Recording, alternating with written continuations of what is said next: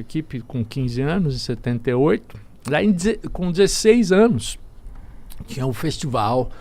Eu fiz um segundo festival secundarista de música, certo? Secundarista. Daí, no Colégio Santa Cruz. Daí a gente se inscreveu. Eu compus uma música com um amigo meu, Paulo Monteiro. Com 13? 16. Daí tinha 16. Mano. Não. É, né? 16. Que disposição. Daí a gente entrou lá, né? Mandamos uma fitinha. Passamos na eliminatória, beleza, então. E, velho, ganhamos o festival. Foi uma coisa mais incrível. Com essa música? Com essa música, Pomar. E daí, foi uma loucura, porque era eliminatória, né? Sobe, apresenta a música, daí tinha um jurado lá, beleza. E eu me lembro foi lá um anúncio, né? Final, a gente foi passando. Também, tava 2, 3 dias, sei lá. Daí o cara, terceiro lugar, segundo lugar, primeiro lugar, Os Camarões, que era o nome da minha banda. Omar! Velho, porra, daí, e sei lá, eu não me lembro bem, cara, se tinha 50, 200 pessoas, não sei.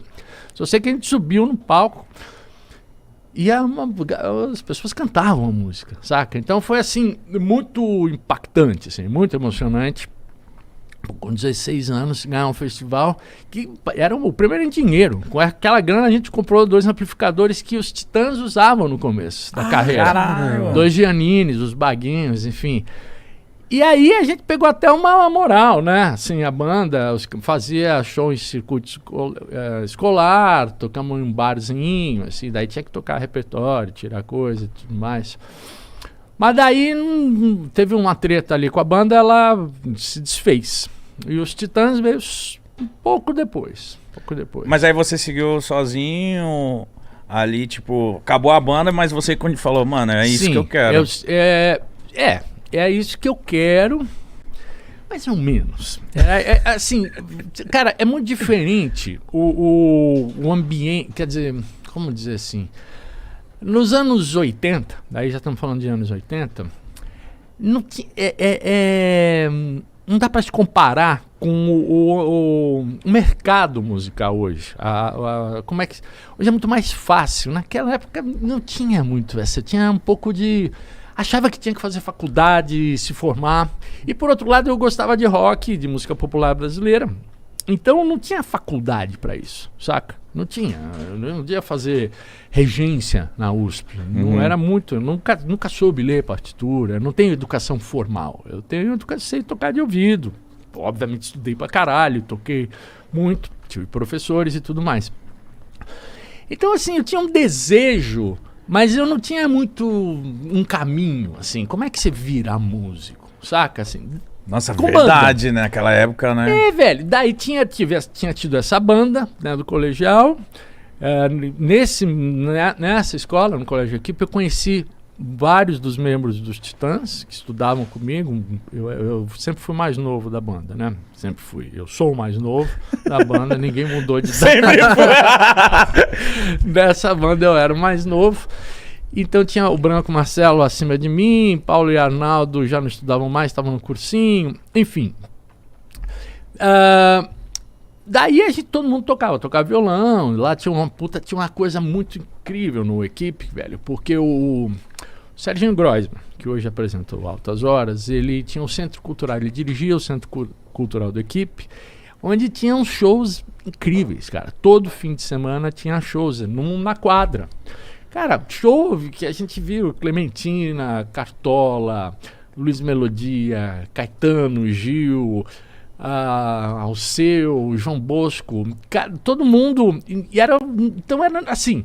E a gente que era amigos, estudantes que vendíamos os ingressos e tal, era uma coisa nada próximo disso que virou show business, saca? Era um negócio de outra. E com essa turma, esse ambiente musical, todo mundo tocava. Daí os Titãs, na verdade, nós amigos, resolvemos montar um negócio que foi um projeto chamado a Idade da Pedra Jovem. Que é sensacional. A Biblioteca Mário de Andrade, aí no centro de São Paulo, às quartas-feiras, ao meio-dia, eles tinham um teatro que tinha equipamento de som e luz, e você abria, se puder, desculpe, mandar a sua fitinha, e se você fosse aprovado, eles cediam o teatro e você poderia gravar uma fita, certo? Com aquilo. Tinha um equipamento mais profissional de gravação e tudo mais. Daí a gente montou esse negócio gigante, que era a Idade da Pedra Jovem, que era um projeto, velho.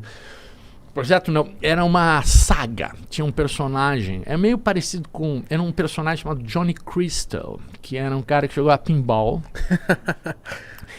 E a partir... Isso era uma ideia do Ciro Pessoa, que faleceu ano passado.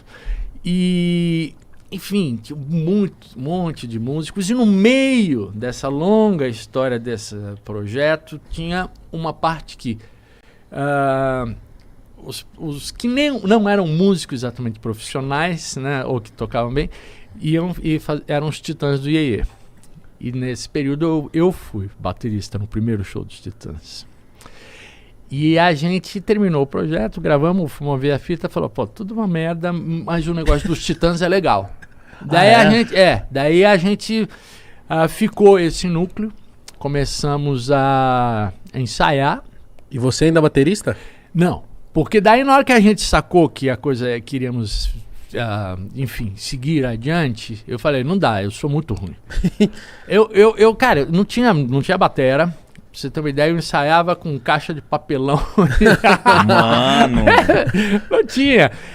Quando eu era muito pequeno, também, sei lá, 8, 9 anos, eu tive aula de bateria com uma senhora que morava perto de casa. Era incrível, a professora Arlete. Ela dava aula, velho, pra criança, sabe, assim...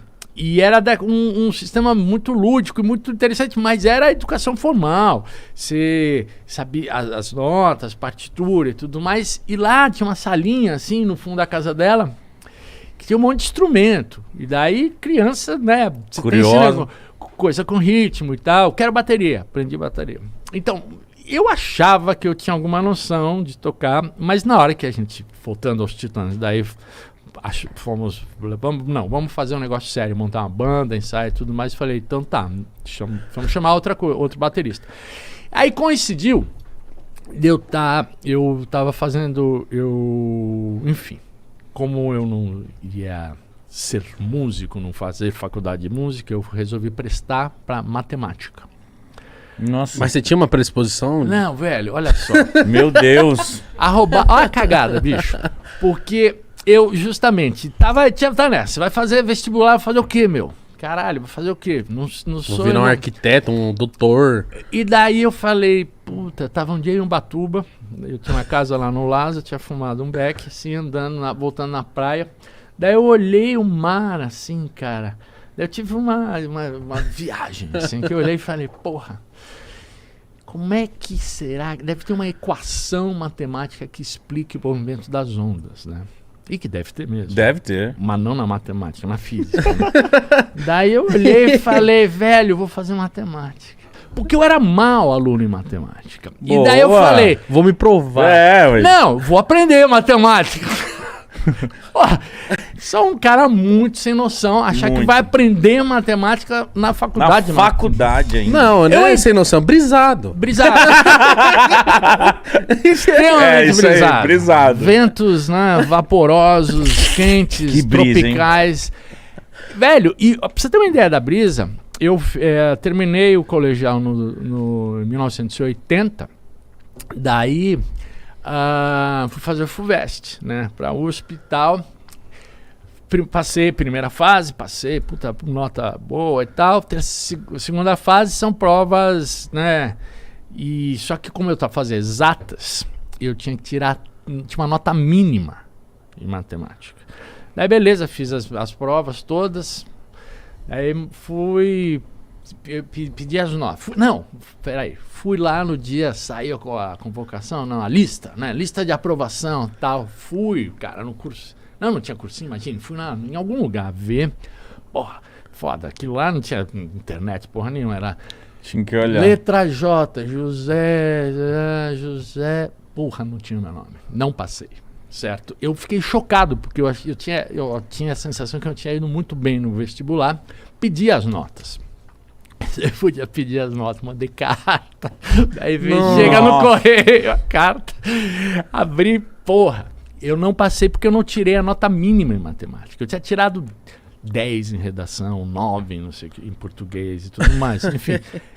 Eu não, enfim, e fiz 3 vestibulares para matemática e não passei em nenhum dos 3. Oh, mas que acho que era um sinal, hein? Era um sinal que não era pra ser mesmo isso aí. Só que eu não percebi o sinal. Porra, tava na cara. Não percebi, insisti. E daí, velho, assim, olha só. Eu fiz esse final de 80, daí fui trabalhar. Meu pai falou, você tem que trabalhar, não dá pra fazer cursinho e trabalhar. Daí eu fui dar aula de artes. Eu fui ser assistente de artes plásticas, né, de uma antiga escola que eu fui. E minha irmã descolou um trabalho para eu dar aula para criança de 5, 3 anos, pré-escola, né? E então eu trabalhava, eu fazia o cursinho de manhã e trabalhava de tarde. Daí isso em 81. E no final de 81 fiz o vestibular, não passei de novo. Pra matemática? Pra matemática. Sempre, três FUVEST pra matemática e não passei nenhum. Daí, no meio de 81,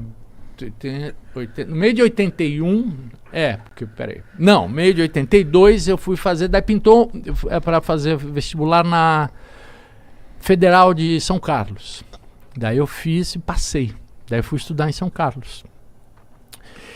E conto tudo isso porque eu estava fazendo matemática e os Titãs estavam começando a ensaiar em São Paulo. E daí rolou o seguinte problema. Eu estudava lá, então eu perdia os ensaios do meio de semana, então eu não tocava nenhum instrumento. Eu só fazia os ensaios de sábado e domingo, quando eu voltava de São Carlos. E daí passei a ser backing vocal. Porque senão a banda não conseguia ensaiar com nenhuma peça. E fiquei assim... daí em 82 fizemos um primeiro show no Sesc Pompeia, ali na choperia. Foi legal? Foi legal pra caralho, bicho. Foi o repertório, a gente compunha, né? Então músicas nossas, 2 dias. Daí, luz, figurino. Foi legal demais.